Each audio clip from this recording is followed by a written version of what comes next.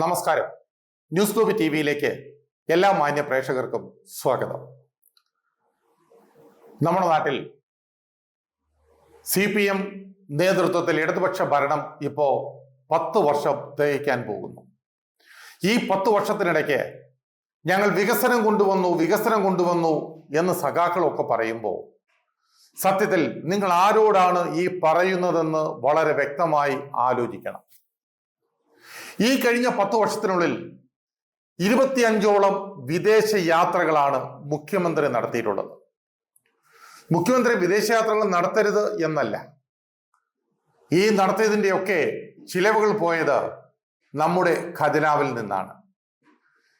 എന്നാൽ ഈ 25ഓളം യാത്രകൾ പോയത് UAE, ജപ്പാൻ, USA, ദക്ഷിണ കൊറിയ, സ്വിറ്റ്സർലൻഡ്, ഫിൻലൻഡ് തുടങ്ങിയ രാജ്യങ്ങളിലേക്കൊക്കെയാണ് ഈ 25ഓളം യാത്രകൾ നടത്തിയത്. ഈ പോയ യാത്രകളിലെല്ലാം തന്നെ ഭാര്യയും മകളും കൊച്ചുമകനും ഒപ്പം ഉണ്ടായിരുന്ന യാത്രകൾ വരെ ഈ കൂട്ടത്തിൽ പെടുന്നു. പക്ഷെ എന്തൊക്കെയാണെങ്കിലും ഒരു സത്യം പറയാമല്ലോ, വ്യവസായിക വകുപ്പിൽ നിന്ന് കിട്ടിയ വിവരമനുസരിച്ച് ഇന്നേ വരെയും ഇതിലൊന്നും 1 രൂപയുടെ പോലും ഒരു ധാരണാപത്രം ഒപ്പുവെച്ചിട്ടില്ല.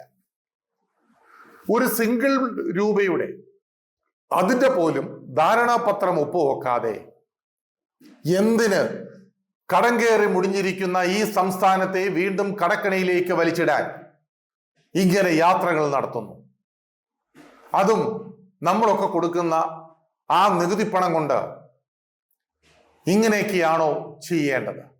ചില കാര്യങ്ങളൊക്കെ ആലോചിച്ചാൽ സത്യത്തിൽ ചിരിക്കാൻ തോന്നും, ചിലപ്പോൾ പുച്ഛം തോന്നും, ചിലപ്പോൾ ഈ നാടേ വിട്ടെങ്ങോട്ടെങ്കിലും പോയാൽ മതി എന്ന് തോന്നിപ്പോകും. ഇതിന്റെ എല്ലാം ദൂഷ്യം അനുഭവിക്കുന്നത് കേരളീയരായ നാം ഓരോരുത്തരുമാണ്. നാം ഓരോ മനുഷ്യരും നമുക്കെല്ലാം വന്നു ഭവിക്കുന്ന കാര്യങ്ങൾ. ഇവിടെ ആശാ വർക്കേഴ്സിന് കൊടുക്കാൻ പൈസയില്ല, അവർക്ക് 1000 രൂപ കൂട്ടിക്കൊടുക്കാൻ ഇവിടെ പണമില്ല. പക്ഷേ കോടികൾ ചെലവാക്കി 25ഓളം രാജ്യങ്ങളിൽ മുഖ്യമന്ത്രിക്കും കുടുംബത്തിനും സംസ്ഥാനത്തിന്റെ ആവശ്യവുമായി പോയിട്ട് 1 രൂപയുടെ പോലും ധാരണാപത്രം ഒപ്പുവെക്കാതെ തിരിച്ചു വന്നു എന്ന് പറയുമ്പോൾ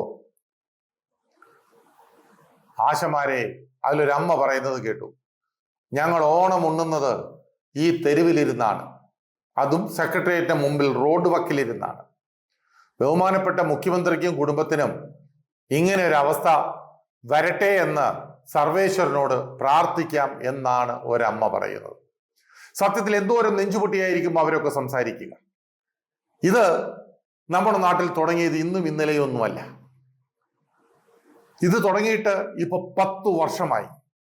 മറ്റൊരു ബംഗാളായി കേരളം മാറാൻ പോവുകയാണോ ആണെന്നുള്ളതിന്റെ സൂചനകളല്ലേ കണ്ടു തുടങ്ങുന്നത്? ഇല്ലെങ്കിൽ ഈ ഓരോ ദിവസവും കടന്നു പോകുന്നതിന് വേണ്ടി കോടിക്കണക്കിന് രൂപയുടെ കടമെടുത്ത് ഇപ്പോ എത്ര ലക്ഷം കോടി രൂപ കേരളത്തിന് കടമുണ്ട് എന്ന് നിങ്ങൾക്കറിയാമോ? ഈ കടങ്ങളെല്ലാം ആരാണ് വീട്ടുന്നത്? ഇനി വരുന്ന സർക്കാരോ അതോ നമ്മളെയൊക്കെ കേരളത്തിലെ ഓരോ പൗരനെയും പണയം വെച്ചുണ്ടാക്കിയ പണമാണോ ഈ പറയുന്നത് പോലെ കടമായി എടുക്കുന്നത്? ഇതൊക്കെ ചർച്ചാ വിഷയമാക്കേണ്ടതല്ലേ? നമ്മളൊക്കെ ഈ നാട്ടിൽ ജീവിക്കുമ്പോൾ സർക്കാർ പറയുന്ന എല്ലാ കാര്യങ്ങളും വെള്ളം തൊടാതെ അങ്ങ് വിഴുങ്ങണമെങ്കിൽ നമ്മൾ മനുഷ്യരല്ലായിരിക്കണം. നമ്മൾ മനുഷ്യരായിരിക്കുന്നിടത്തോളം കാലം ഇതിനെക്കുറിച്ചെല്ലാം ചിന്തിക്കും, സംസാരിക്കും, അതിനുവേണ്ടി പ്രവർത്തിക്കും.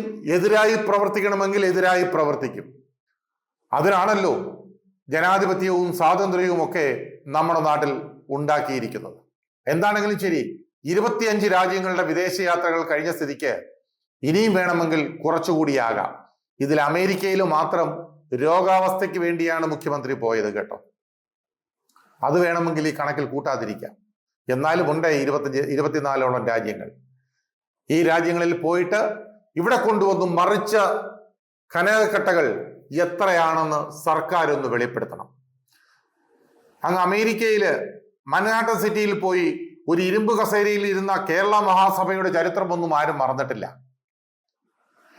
അന്ന് കേരള സഭ അവിടെ കൂടി കഴിഞ്ഞപ്പോൾ ഒരു ഇരുമ്പ് കസേരയൊക്കെ ഇട്ട് അവിടെ ആൾക്കാർ വന്ന് ആട്ടവും പാട്ടും ഡാൻസും ഒക്കെ കളിക്കുന്ന സ്ഥലത്ത് ഒരു ഇരുമ്പ് കസേരയിൽ കേരള മുഖ്യമന്ത്രി ഇരുത്തിയതൊന്നും കേരളത്തിലെ മനുഷ്യരും ലോകത്തുള്ള മലയാളികൾ ആരും മറന്നിട്ടില്ല. ഒരുപാട് ട്രോളുകളും ഒക്കെ വന്ന കാര്യങ്ങളാണത്.